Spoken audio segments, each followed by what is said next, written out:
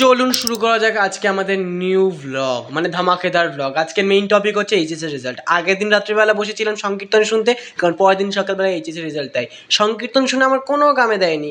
তারপরে আমি বসে পড়েছিলাম হিডেন ট্যালেন্ট প্রদর্শন করতে, যে এই দিয়ে আমি যদি কামাতে পারি, কিন্তু তার কোনো দরকার নেই, কারণ এই রেজাল্ট আমার খুবই ভালো হয়েছিল।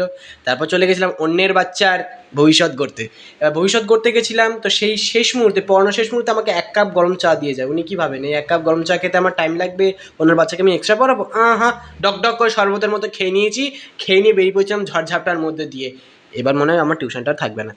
এবার ওই ঝড়ঝাপটার মধ্যেও এবার খাওয়া দাওয়া তো মাস্ট, এইচএসের রেজাল্ট বেরিয়েছে বলে। এবার আমিও এবং ক্যামেরাম্যান বসে পড়ছিলাম জুস এবং পকোড়া নিয়ে। এই যে খাওয়া দাওয়ার একটা মজা, একটা মানসিক শারীরিক তৃপ্তি আছে, সেটা আমি বলে বোঝাতে পারবো না। লাস্ট পিস নিয়ে কামড়াকামড়ি তো থাকবেই, তো সেই জন্য আমরা এই ট্রিকটা বের করেছিলাম যে এইভাবে লাস্ট পিসটা কীভাবে সেটা দেখা যাবে, কিন্তু না, জিতেও আমি আমার ট্রিপটা পেলাম না। তারপর চলে গেছিলাম ক্যামেরাম্যানের সাথে আন্টির বাড়িতে, সেখানেও খাওয়া দাওয়া, অনেক গল্প হলো। তারপর আজকের মেইন সারপ্রাইজ পেলাম দাদুর থেকে। দাদু আমার জন্য মোগলাইয়ের একটা ট্রিট অ্যারেঞ্জমেন্ট করেছিল, তো সেই ট্রিটটা নিয়ে আমার হেব্বি লেগেছে। তো আপনারাও যদি এমন ট্রিট পেতে চান তাহলে ভালো করে পড়াশোনাটা করুন মন দিয়ে।